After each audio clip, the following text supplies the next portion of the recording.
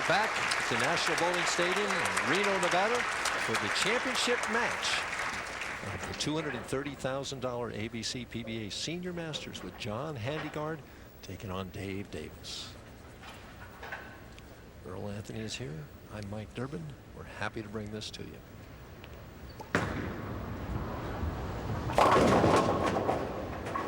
And slides by a little bit for the 2-4-5. John's playing, he's a very direct player. You won't see him belly the ball or give it a lot of room or try to hook it a lot. John likes to keep the ball very much in play. He's that kind of a player. He's a very good spare shooter. He'll go right up that second arrow or thereabouts and just go end over end with the roll. And he's very, very consistent and accurate. Hardest worker on the senior tour as far as practice, and works very hard on his physical conditioning and his diet and things like that. John doesn't drink, doesn't smoke, drinks only bottled water and things like that. So he's a very dedicated player, and he feels that this is his opportunity. It's like a second career for him because he tried the regular tour and struggled. Now on the senior tour, he's become a dominant player. I find it interesting too here that we have two players that normally used to take 4 steps and both taking 5 right now. John switched to 5 steps because he was having problems with his timing. He feels it's really straightening him out. He also made some changes in his thumb hole, so he's not dropping the ball. He was dropping the ball. He changed the pitch in his thumb hole so he can hang on to it a little better. Davis picking up right where he left off in the semifinal match. Throwing balls in the 1-2 pocket, getting lots of strikes, putting the pressure on his opponent.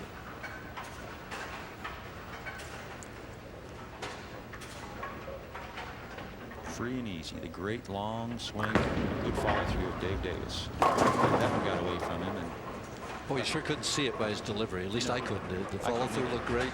He was on balance. He reacted at the foul line. We didn't quite have a shot at that. And watch his reaction. If no, we can't see it. Here's the ball going down the lane. It's high on the head pin. Got a break really with only a 2-4. Here's a look at that shot. Now his reaction, you can see he looks pretty happy right there. But his reaction is, wow, how did that ball hook that much? That's a great shot there. The camera guy's got a good one there. Cross lane at the 2-4. Falls off balance again. Cover the spread, no problem. Sometimes I think he does that for theatrics. I think he does. He's just trying to create some excitement. You know, a number of the guys that have bowled in this tournament, we had 470 plus entries here, cut to the top 64 for match play, and it's a double elimination, as you know, Mike, and it's a 3-game match. Total pins wins the match. You don't carry in any pinfall over. It's strictly win or get eliminated. 2 matches and you're done. John-Handegard gets down so well at the line. He does, and he uses his leg strength.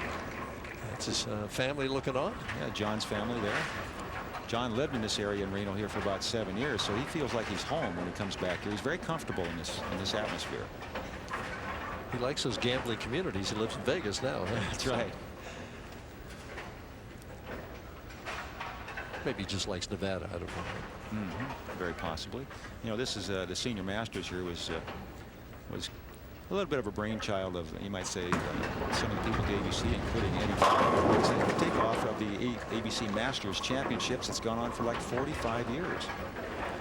And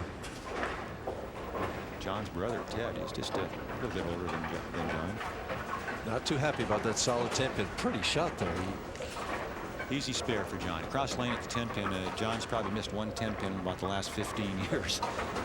You know, talking again about the huge field we had here, over 470 players entered this Senior Masters event. A lot of those guys you'll see them bowling in the World Team Challenge, which is it's a wonderful series conducted by the ABC. You get a look at the Handegard parents, Ted and Dorothy, huh? Yeah, I met Ted just a couple hours ago. Yeah, he's a nice guy. I met him before, and John has introduced me to him. But a brief mention of that World Team Challenge, which is a wonderful series. It's PBA Tour, as a matter of fact, won the winning team in Atlanta last year. And they're going to have the Grand Championships right here in Reno again. And there's going to be 40 teams here from all over the world. It should be fun to watch.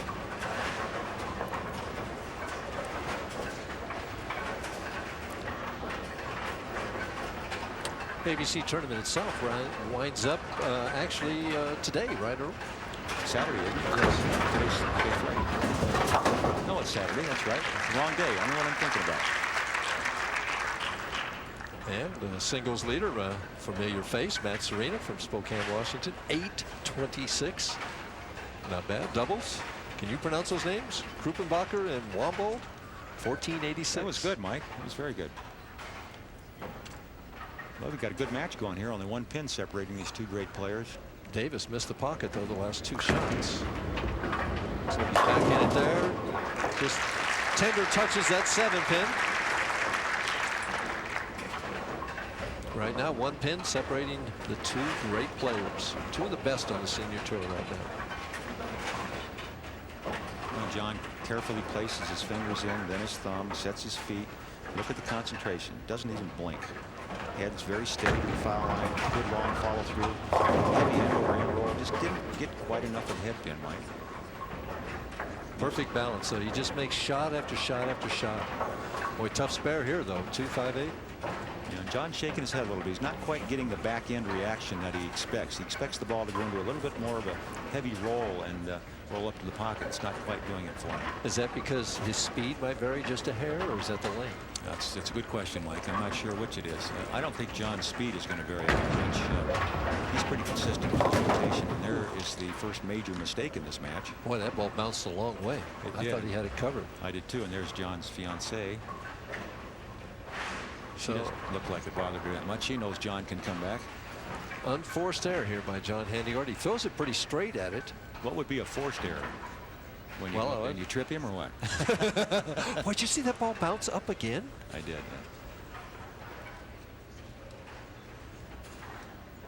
That ball bounced up in the air. Well, we have synthetic lanes, synthetic pin decks, and if they're just a little bit out of alignment, they'll create a line there, and the ball will bounce. John comes right back with a solid strike. See him catch that ball when he came back? Boy, he's really talented. Now Here's watch another this look at that. Watch this ball. Jumped up in the air, and that's the deflection. That created the deflection why he missed that spare, basically. Boy, I saw that happen with one other shot somewhere along the line. Davis trying for the double, and does it. Well, all it takes is for those pin decks, which again, they're not. This isn't a solid piece of lane down there. These are built-in sections, and if that gets a little bit out of alignment, it creates like a ski slope effect and actually a ridge, and the ball will leave the lane. And it's not going to. If it's in the air, it's going to bounce off the pins. Wow. You need the ball to be gripping the lane. That really was a bad break for him. It was. It was good cover, really, it looked like, and then the ball just went dead right. Difference of 23 pins. Davis has him. Trying for 33. Oh, he smells it, Earl. He does, and he is ready. He's making great shots. Handegard asking for a re-rack on the right-hand lane.